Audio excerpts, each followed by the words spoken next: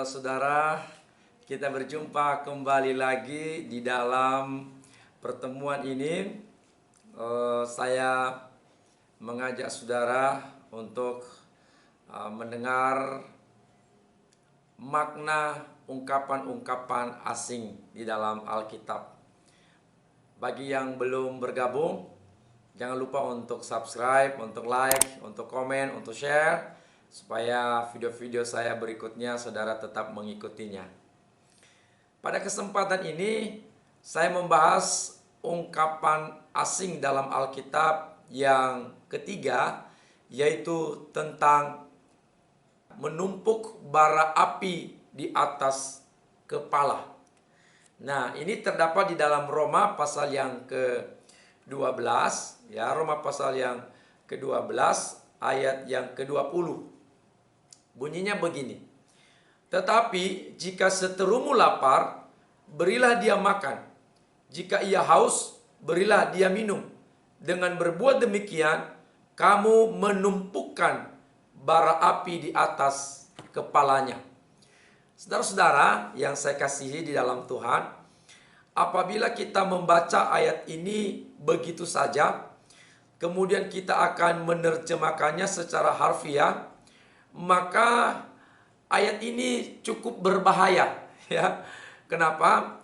Jika kita melakukan ayat ini seperti yang tertulis secara letterlek, secara harfiah, maka saya katakan cukup membahayakan dan merugikan orang lain. Kenapa? Karena dikatakan bahwa menumpuk bara api di atas kepala orang. Seakan-akan ini adalah perbuatan balas dendam, perbuatan untuk membalas kejahatan orang dengan juga kejahatan.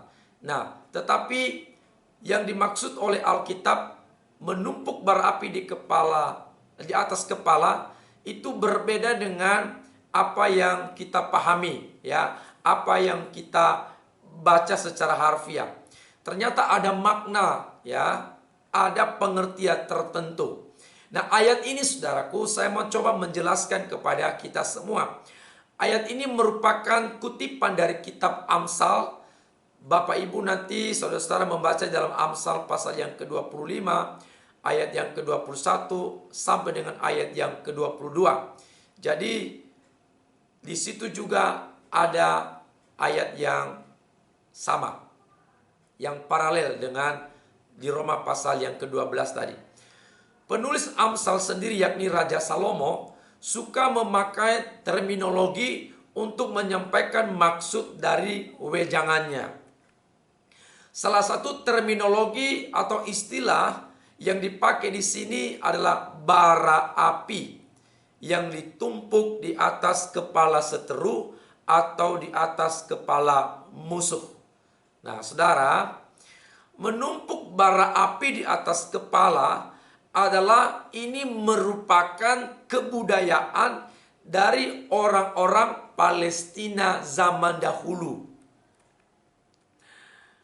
Di Palestina ada satu kebiasaan, yaitu jika seseorang membawa beban apa saja, ya, biasanya ia selalu menjunjungnya di atas kepalanya. Ya, entah itu gandum, entah itu air, entah apa kayu, entah apapun. Pokoknya semua beban selalu dijunjung atau ditaruh di atas kepalanya. Ya. Nah, kemudian di setiap rumah di Palestina pada zaman dulu itu selalu ada api. Ya, setiap rumah pasti ada api. Nah, dan api itu diletakkan di dalam anglo. Dan dijaga api itu tidak boleh mati. Ya, jadi di setiap rumah-rumah orang di Palestina harus ada api. Dan api itu ditaruh di anglo dan dijaga jangan sampai mati. Kalau suatu saat, ya, kalau karena kelalaian atau karena kurang memperhatikan, lalu suatu saat api itu mati, maka saudaraku, maka orang harus pergi ke rumah tetangganya yang apinya masih hidup untuk meminta api, ya, supaya di rumahnya api tetap ada. Nah, jadi ketika dia pergi ke rumah tetangganya untuk meminta api sambil membawa anglo. Anglo ini tadi tempat bara api. Jadi pergi ke rumah tetangganya minta api sambil membawa anglonya. Dan ketika dia sudah mendapat api dari tetangganya yang ditaruh dalam anglo, kemudian anglo itu diletakkan di atas kepala. Lalu dia pulang ke rumah dengan sukacita. Kenapa? Karena dia sudah mendapatkan api. Nah, saudara-saudara, tetangga yang baik hati, ya, apabila kita atau seseorang pergi ke tetangganya untuk meminta api, kalau tetangga yang baik hati akan memberikan beberapa bara api di anglo yang kosong itu, sehingga orang itu mendapatkan api dan ia bisa pulang dengan gembira sambil membawa anglonya yang berisi dengan api di atas kepalanya.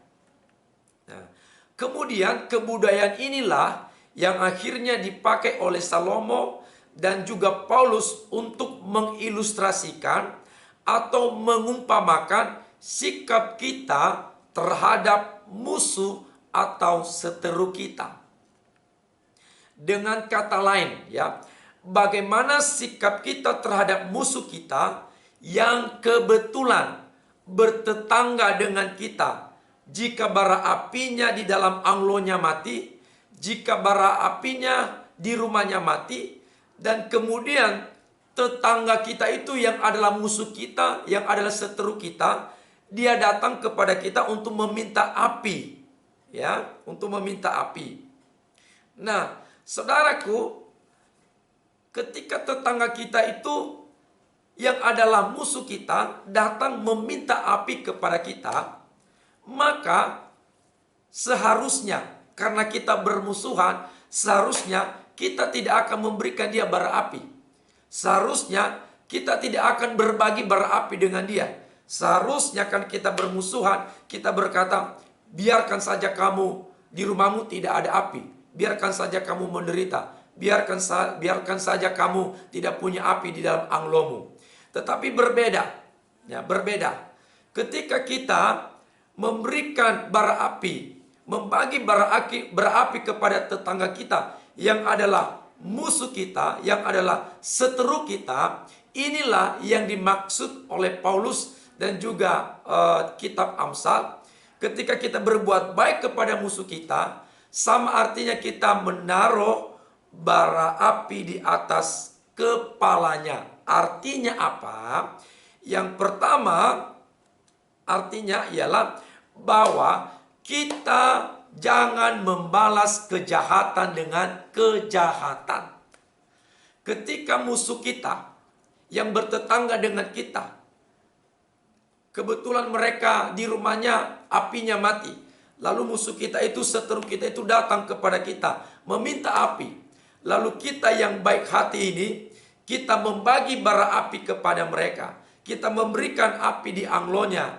Lalu dia membawa pulang bara api itu di atas kepalanya. Jadi maknanya yang pertama adalah itu bukti bahwa kita tidak membalas kejahatan dengan kejahatan.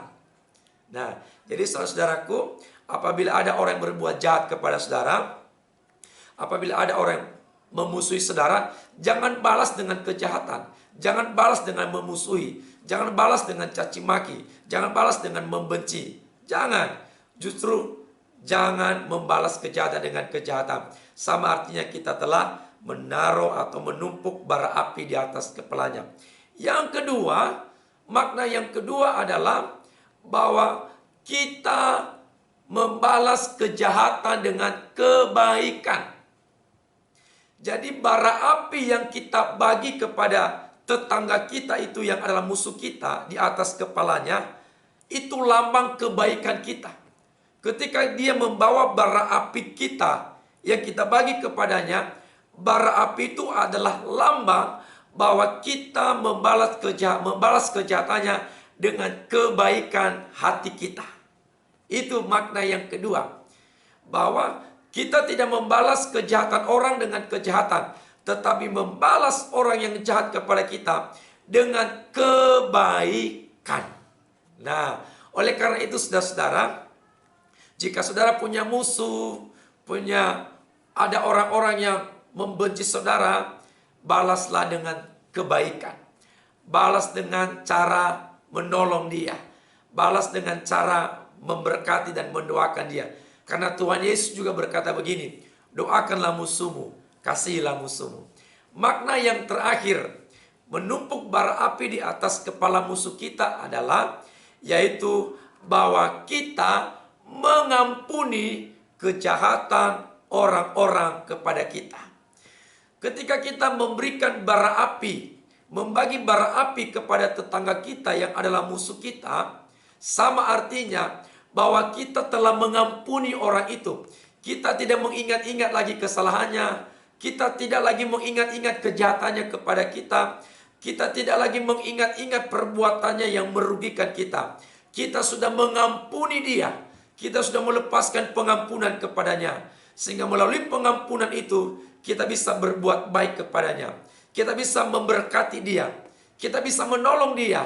Kenapa? Karena dalam hati kita tidak menyimpan dendam, tidak menyimpan akar pahit, tidak menyimpan kedengkian, tidak menyimpan kebencian. Justru dalam hati kita ada kebaikan, ada kasih, ada pengampunan terhadap orang-orang yang berbuat jahat kepada kita. Saudaraku, biarlah pelajaran firman Tuhan yang singkat ini, bahwa kita tidak boleh membalas kejahatan dengan kejahatan. Kita harus membalas kejahatan dengan kebaikan, dan kita harus bisa mengampuni orang-orang yang berbuat jahat kepada kita.